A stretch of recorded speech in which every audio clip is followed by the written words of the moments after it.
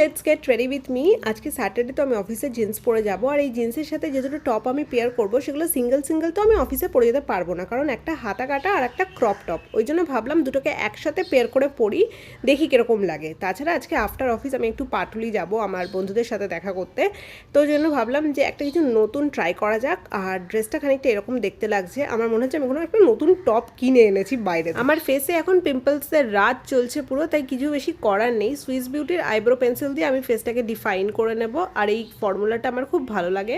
এছাড়া আমি লিপস্টিক লাগানোর আগে সেবামেডের লিপ বামটাও ইউজ করি। যে কটা প্রোডাক্ট আমি দেখাচ্ছি এগুলো সবকটাই চেষ্টা করব ট্যাগ প্রোডাক্টে ট্যাগ করে দেওয়ার, যদি কেউ পারচেস করতে চাও দেখতে পারো। দুটো কালারের লিপস্টিক ম্যাচ করে পরার পর এইরকম একটা শেড এসেছে, যেটা আমার খুবই ভালো লাগছে। চুল নিয়ে তো আমি বেশি কিছু এক্সপেরিমেন্ট করতে পারি না, তো ওই জন্য সাইড পার্টিং আমার জন্য বেস্ট।